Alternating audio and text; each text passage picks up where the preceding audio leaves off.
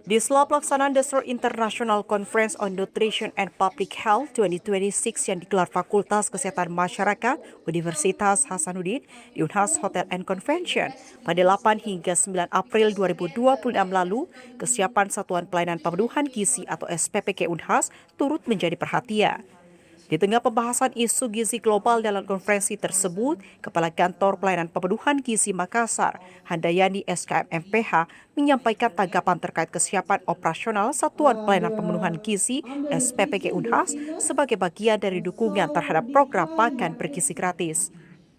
Handayani menyebut jika progres pembangunan SPPG Unhas telah mencapai tahap akhir termasuk penyelesaian administrasi. Unhas, alhamdulillah sejauh ini sudah 100% untuk sisa sudah selesai, sisa menunggu beberapa perintilan yang kecil-kecil untuk kelengkapannya, kemudian terkait dengan administrasi, penentuan kepala SPPG, BA Verpal, terkait penganggaran itu menjadi di kantor pusat, kita tunggu, mudah-mudahan dalam waktu dekat sudah bisa kita selesaikan dari sisi administrasi.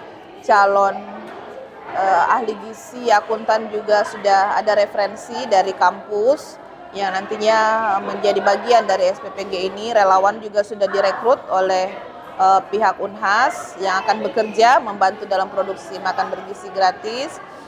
Mudah-mudahan ini tidak ada halangan ke depan. Produksi uji coba kita bisa mulai paling lambat tanggal 16, mudah-mudahan ya.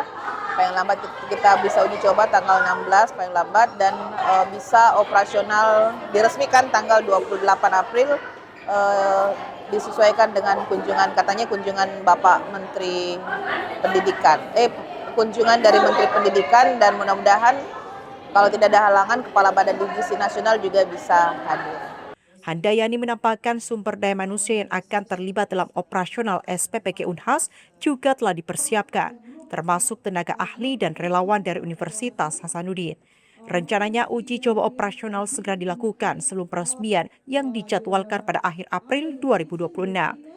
SPPG Unhas sendiri akan menyasar sekolah-sekolah terdekat dengan mempertimbangkan efisiensi distribusi layanan.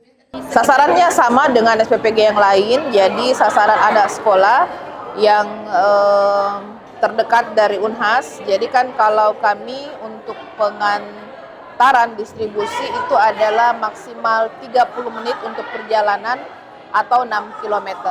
Jadi kemarin kita sudah rapat dengan Unhas, dan untuk sasarannya masih ada sekolah-sekolah terdekat yang bisa dilayani oleh SPPG Unhas nantinya. Jadi yang terdekat dari Unhas kita carikan.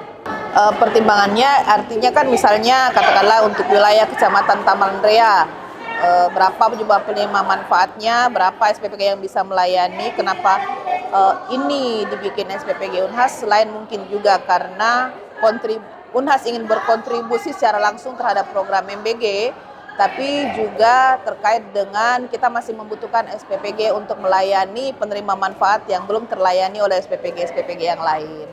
Jadi kondisinya seperti itu, dan mudah-mudahan sesuai on the track bisa berjalan operasionalnya, dan ini menunjukkan bahwa Unhas bisa berkontribusi secara nyata. Ya, nanti mungkin Unhas bisa bikin SPPG tersebut sebagai laboratorium kampus untuk belajar bagaimana pengelolaan program MBG dari kampus untuk kampus dan untuk masyarakat di Sulawesi Selatan. Handayani menambahkan kehadiran SPPG Unhas diharapkan tidak hanya mendukung program makan bergizi gratis, tetapi juga menjadi wadah pembelajaran bagi sivitas akademika dalam pengelolaan program gizi berbasis kampus. Feni Septiani Samuel, Rahmat Arti, Unhas TV.